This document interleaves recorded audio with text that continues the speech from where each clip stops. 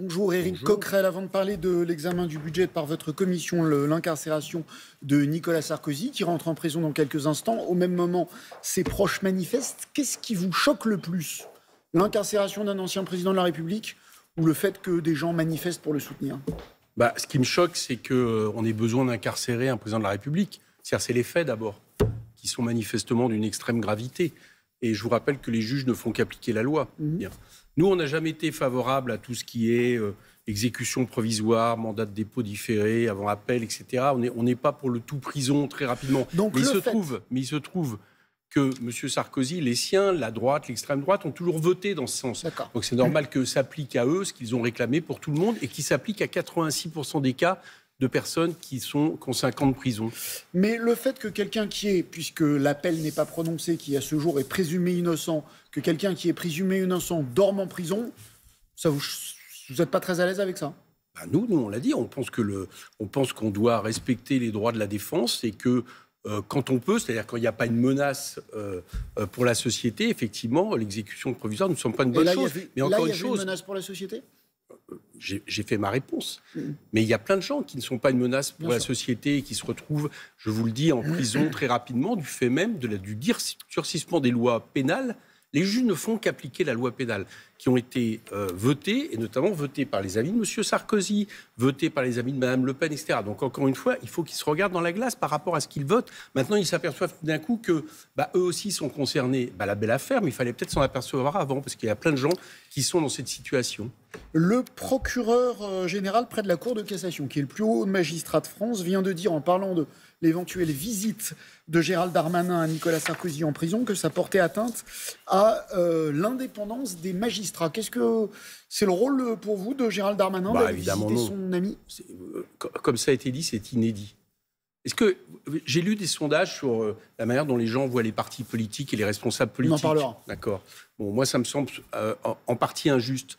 Mais comment voulez-vous que les gens, parce qu'ils nous mettent tous dans le même sac en réalité quand il y a des choses comme ça, comment voulez-vous que les gens nous voient autrement à partir du moment où il y a manifestement 2 poids 2 mesures? C'est-à-dire que quelqu'un qui se retrouve pour des faits graves en prison reçoive la visite du garde des Sceaux, puisse aller voir Emmanuel Macron, etc. Enfin, ça vous choque qu'il ait reçu Emmanuel Macron? Oui, bien sûr que ça me choque, parce que je pense que tout ça participe en réalité à une remise en question, justement, de l'autorité judiciaire. Voilà, c'est ce que je crois. Je ne vois pas pourquoi Nicolas Sarkozy aurait droit, j'allais dire, à plus d'égards par rapport aux faits qui sont incriminés, et le fait encore que c'est la loi juste qui est appliquée. Je crois que M. Darmanin était pour justement le fait de durcir l'exécution provisoire. Pourquoi il aurait plus d'égards que n'importe quel concitoyen français? Il y a vraiment quelque chose qui n'est pas acceptable, et je vous assure que c'est difficilement supportable et entendable par les gens qui nous regardent. Venons-en à l'examen du budget par la commission que vous présidez. Vous avez achevé hier votre première journée d'examen. La taxe Zuckman, défendue par la gauche unie, tous les groupes de gauche l'ont défendu, a été discuté, examiné, puis rejeté. N'est-ce pas la preuve que finalement, il n'y a pas de majorité pour la taxe Zuckman? C'est la preuve en tout cas que cette année, vous avez un socle, c'est le bon terme, socle commun, c'est-à-dire en gros les groupes gouvernementaux qui sont un peu divisés, et le Rassemblement national qui s'entendent pour refuser toutes les mesures de justice fiscale que nous proposons. Vous avez présenté un amendement, vous-même, qui a été adopté grâce au RN. Donc vous pouvez Laissez-moi finir. La plupart des amendements que nous proposons, rétablissement de l'ISF, taxe Zuckman, le fait d'en finir, ou au moins de remonter le plafond du bouclier social du capital, qui est la flat tax, c'est-à-dire de ne pas pouvoir être imposé à plus de 30%, tout ça a été enlevé. Pire, même la contribution sur les grandes entreprises, qui déjà, est un faible apport, si on considère tous les efforts qui sont demandés aux Français, a été là aussi diminué par la même alliance Rassemblement national et socle commun. Donc voilà à quoi on a affaire depuis hier. Vous avez raison, il y a une mesure que j'ai réussi à sauver sur l'impôt différencié qui permet d'aller chercher les évadés fiscaux. Voilà, il existe. Mais à part ça, je vous assure qu'il y a plutôt un durcissement des mesures hier qui ont été adoptées en faveur de moins de justice fiscale, et tout ce qu'on a proposé qui allait dans ce sens ont été balayés. Donc voilà pour l'instant le bilan que j'en tire. Pendant tous ces mois, depuis la dissolution, vous avez dit « Nommez-nous à Matignon, on discutera, on ira devant l'Assemblée nationale, parfois on gagnera, parfois on perdra ». C'est exactement ce qui est en train de se passer. Mais D'accord. Mais ce qui s'est passé, je vous rappelle, l'an dernier, c'était, nous avions notamment cette stratégie de nous dire, tiens, on peut changer le budget. Voilà, on avait une dynamique NFP aussi.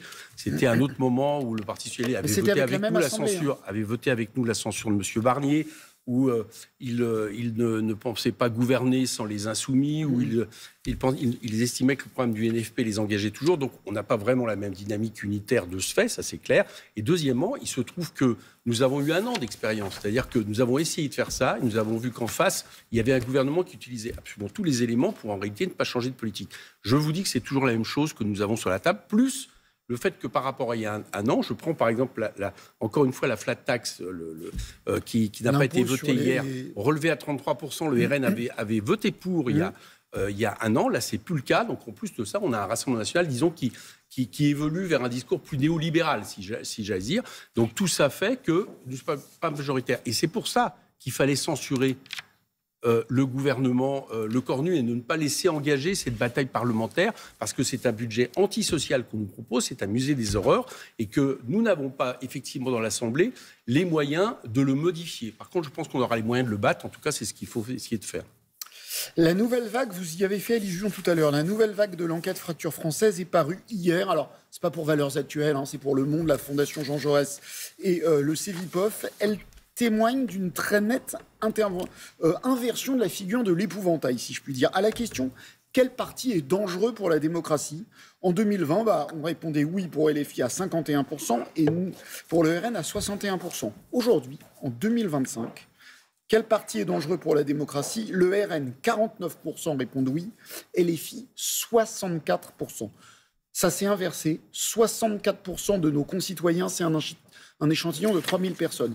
64% de nos concitoyens considèrent que votre parti est dangereux pour la démocratie. J'allais dire que tous ceux qui, il y a 1 an, appelaient au Front républicain et qui en ont bien profité, parce que je rappelle que nos électeurs ont davantage voté au deuxième tour pour des députés macronistes, voire républicains, que l'inverse.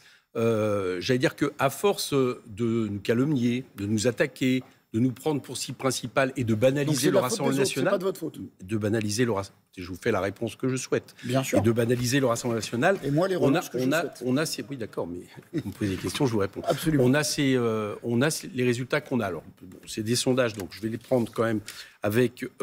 J'allais dire, c'est pas la première fois où on a des sondages qui laissent à penser que nous serions dévalorisés hautes. Ce n'est pas ce que donnent après les élections, vous le remarquerez.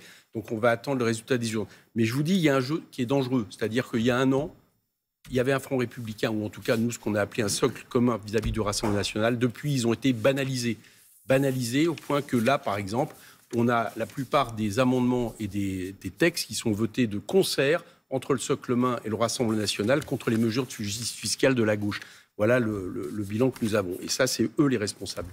Éric Coquerel, président de la Commission des Finances, était l'invité des 4V. Désolé.